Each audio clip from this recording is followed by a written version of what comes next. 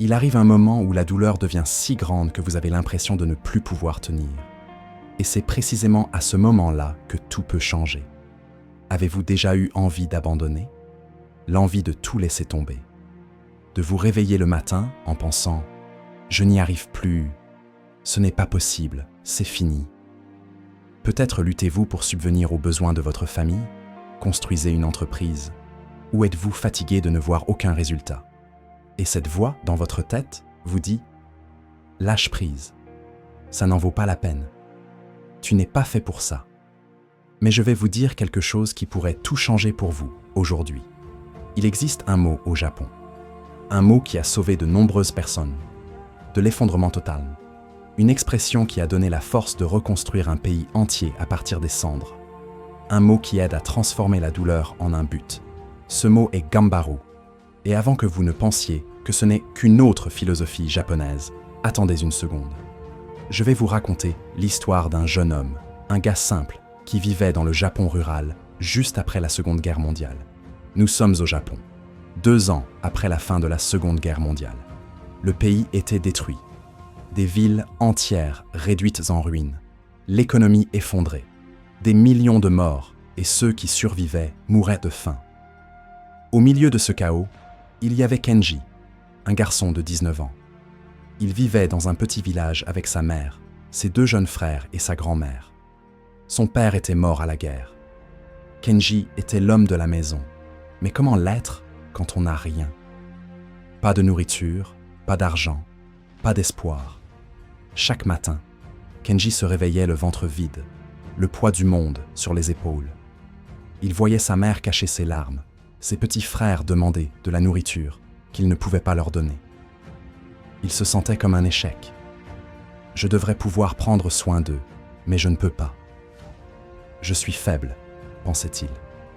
Il travaillait dur dans les champs, prenait des petits boulots, mais ce n'était jamais suffisant. L'espoir s'éteignait, le cœur vide. Il s'est assis sur le sol en terre battue et a pleuré.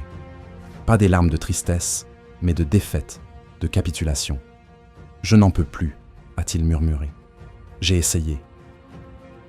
Je jure que j'ai essayé, mais je ne peux pas. » C'est alors qu'un vieil homme est apparu. Des vêtements simples, des mains calleuses. Il s'est arrêté devant Kenji et a demandé « Tout va bien, jeune homme ?» Kenji a essuyé son visage. « Oui, monsieur, je suis juste fatigué. » Le vieil homme a souri. Fatigué ou vaincu? Il lui a proposé du travail dans son atelier de menuiserie dans la ville voisine. « Je ne peux pas payer beaucoup, mais c'est un travail honnête. Et il y a de la nourriture. » Kenji a senti une étincelle s'allumer en lui. « J'accepte, monsieur. J'accepte n'importe quoi. » Le vieil homme lui a tendu la main. « Mon nom est Teada. Tu commences demain. » Les premiers jours furent difficiles. Kenji ne connaissait rien à la menuiserie. Ses mains saignaient, ses muscles endoloris. Mais il ne se plaignait pas. Il avait besoin de ce travail. Une semaine plus tard, Teada lui demanda « Kenji, sais-tu ce qu'est le Gambaru ?» Kenji secoua la tête. « Non, monsieur. Gambaru est un très vieux mot. Cela signifie persister, faire de son mieux, ne pas abandonner même quand tout semble impossible. Après la guerre, j'ai tout perdu. Mais j'ai choisi le Gambaru. Un jour à la fois, une planche à la fois, un outil à la fois, et regarde où j'en suis maintenant. Ce n'est pas grand-chose, mais c'est à moi, et je l'ai construit de mes propres mains. » Kenji demande « Mais monsieur, que faire quand on a l'impression de ne plus pouvoir tenir ?» Teada sourit. « C'est exactement là que tu as le plus besoin de Gambaru, car c'est dans la douleur, Kenji, que nous grandissons. Ce n'est pas dans la facilité, c'est dans la lutte. » Kenji commença à comprendre. Il y avait des jours où il était épuisé, ses mains endolories, mais il se souvenait de Gambaru. Des jours où le travail était répétitif, ennuyeux, mais il se souvenait de Gambaru, et il a commencé à s'améliorer. Il a commencé à croire à nouveau. Ce n'était pas une croyance aveugle, mais une croyance construite, brique par brique, jour après jour. 6 mois plus tard, Teada tomba malade. Il confia l'atelier à Kenji. « L'atelier est à toi, maintenant. Peux-tu t'en occuper ?» La peur revint. « Monsieur Teada, je ne sais pas si je peux. » « Tu peux le faire. Je ne t'aurais pas donné cette responsabilité si je ne croyais pas en toi. » Kenji se retrouva seul, responsable des commandes, des clients, de la qualité. La pression était énorme. Il eut une commande difficile, une grande table complexe pour un client important.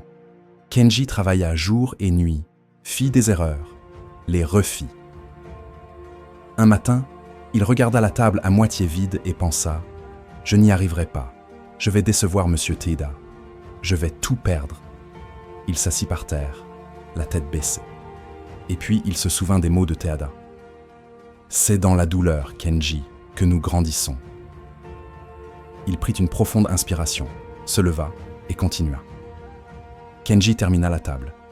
Elle n'était pas parfaite, mais elle était honnête, faite avec soin, dévouement, avec Gambaru. Le client vint la chercher, la regarda, passa sa main sur le bois et sourit. « C'est un chef-d'œuvre. Qui a fait ça ?» Kenji répondit timidement.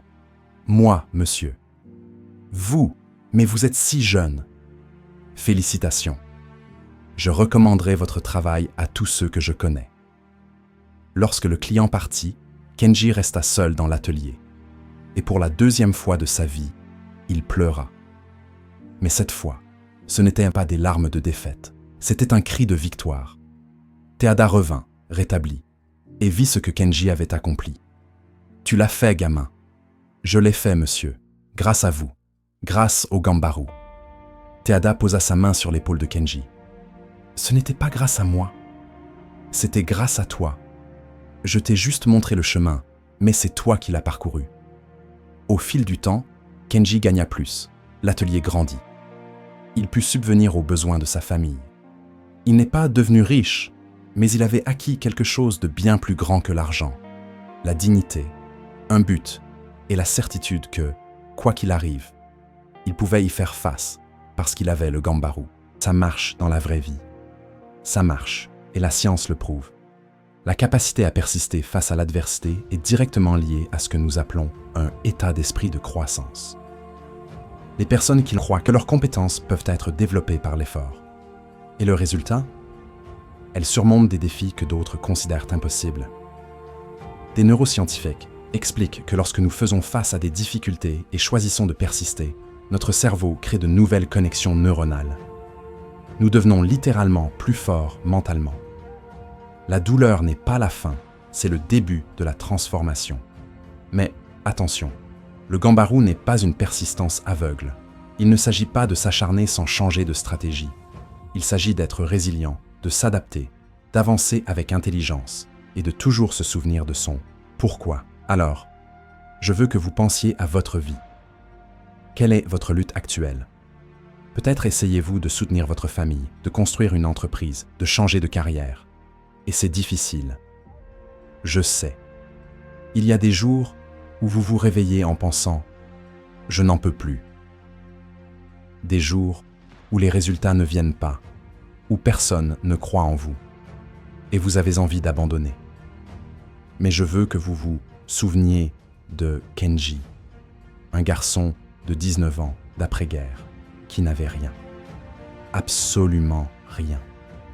Mais il n'a pas abandonné parce qu'il a compris quelque chose de profond. La douleur fait partie du processus. Il n'y a pas de croissance sans douleur, pas de transformation sans lutte. Et quand vous l'acceptez, quand vous cessez de fuir la douleur et commencez à l'utiliser comme carburant, tout change. Vous cessez d'être une victime pour devenir un protagoniste, avoir peur, de ne jamais être fatigué, de ne jamais avoir envie d'abandonner. Il s'agit de ressentir tout cela et de continuer quand même. C'est se lever le lendemain, même si la veille a été horrible. C'est faire un pas de plus, même si vos jambes tremblent. C'est croire qu'à la fin, cela en vaudra la peine. Et vous savez quoi ? Cela en vaut toujours la peine. Pas de la manière que vous imaginez, pas au moment que vous souhaitez, Mais cela en vaut la peine, parce que la personne que vous devenez dans le processus est bien plus importante que le résultat final. Kenji n'est pas devenu millionnaire. Il n'est pas devenu célèbre, mais il a sauvé sa famille. Il est devenu un homme de caractère. Il a laissé un héritage. Et vous, quel héritage voulez-vous laisser?